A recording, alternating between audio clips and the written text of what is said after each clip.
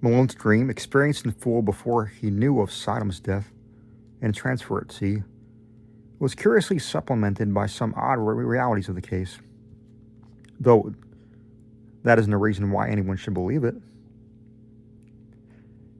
The three old houses in Parker Place, doubtless long rotten with decay in its most insidious form, collapsed without visible cause, while half of the raiders and most of the prisoners were inside. And of both, a greater number were instantly killed. Only in the basement the cellars were there much of saving of life, and Malone was lucky to have been deep below the house of Robert Sidom, for he really was there, as no one is disposed to deny. They found him unconscious by the edge of a night-black pool with a grotesquely horrible jumble of decay and bone, and identifiable through dental work as the body of Sidom, a few feet away.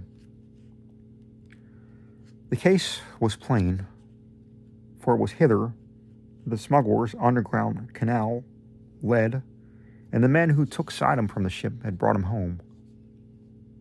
They themselves were never found, or at least never identified, and the ship's doctor is not yet satisfied with the simple certitudes of the police.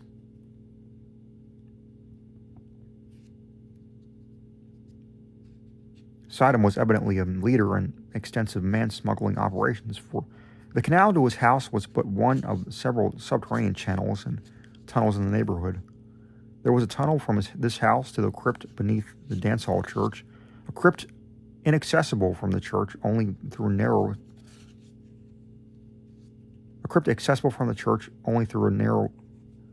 secret passage on the north wall, and in whose chambers some singular and terrible things were discovered. The croaking organ was there, as well as a vast arched chapel with wooden benches and strangely figured altar.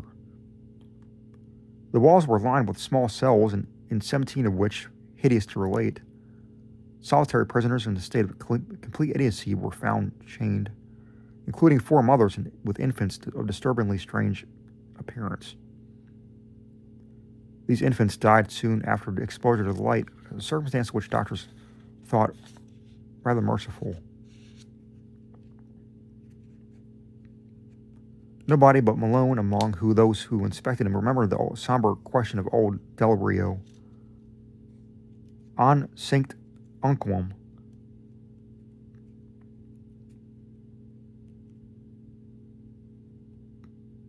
demonis incubi et succubi et en ex tali congressu proles nasi quiet, or translated,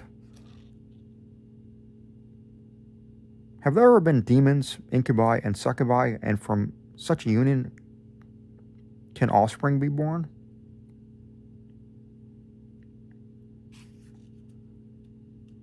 Before the canals were filled up they were thoroughly dredged and yielded forth a sensational array of sawed and split bones of all sizes. The kidnapping epidemic very clearly had been traced home, though only 2 of the surviving prisoners could by any legal thread be connected with it. These men are now in prison, and since they failed of conviction and as accessories in the actual murders, the carved golden pedestal or throne so often mentioned by Malone as of primary occult importance was never brought to light, though at one place, under the Sidom house, a canal was observed to sink into a well too deep for dredging. It was choked up at the mouth and cemented over when the cellars of the new houses were made, but Malone often speculates on what lies beneath. The police, satisfied that they had shattered a dangerous gang of maniacs and man-smugglers, turned over to the federal authorities the unconvicted Kurds, who before their deportation were conclusively found to belong to the Yazidi clan of devil worshippers. The tramp ship and its crew remain an elusive mystery.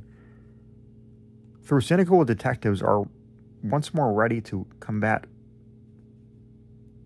its smuggling and rum-running ventures, Malone thinks that these detectives show a sadly limited perspective in their lack of wonder at the myriad unexplainable details, And the suggestive obscurity of the whole case, though he is just as critical as the newspapers,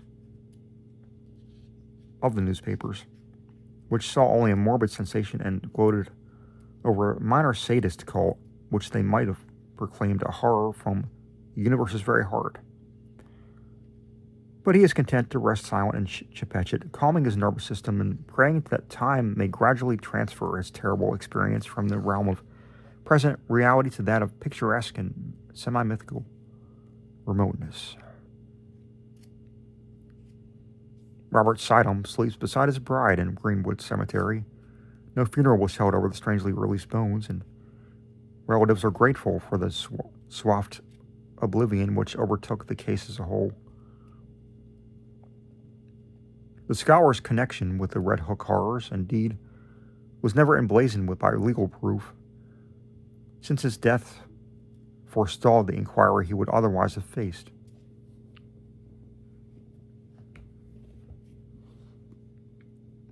His own end is not much mentioned in the Sidhams, hoped that posterity may recall him only as a gentle recluse who dabbled in harmless magic and folklore.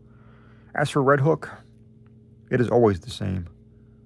Sidham came and went, a terror gathered and faded, but the evil spirit of darkness and squalor and broods amongst the mongrels on the old brick houses, and prowling bands still parade on unknown errands past windows where lights and twisted faces unaccountably appear and disappear.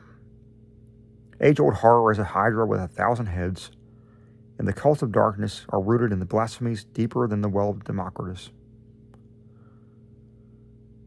The soul of the beast is omnipresent and triumphant, and Red Hook's legions of blear-eyed, pock-marked youth still chant and curse and howl as if they file from abyss to abyss. None knows whence or whither, pushed on by blind laws of biology which they may never understand. As of old, more people enter Red Hook than leave it on the landward side, and there are already rumors of new canals running underground to certain centers of the traffic in liquor and less mentionable things.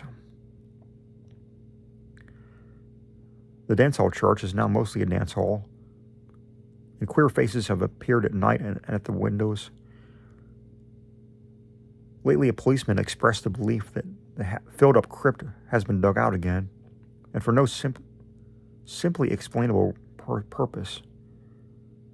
Who are we to combat poisons older than history and mankind? Apes danced in Asia to those horrors, and the cancer lurks secure and spreading where furtiveness hides in rows of decaying brick. Malone does not shudder without cause. For only the other day, an officer overheard a swarthy, squinting hag teaching a small child some whispered patois in the shadow of an areaway. He listened and thought it very strange when he heard her repeat over and over again, "O friend and companion of night, thou who rejoicest in the baying of dogs and spilt blood, who wanderest in the midst of shades among the tombs, who longest for blood and bringest terror to mortals, Gorgo, Mormo, thousand-faced moon, look favorably on our sacrifices.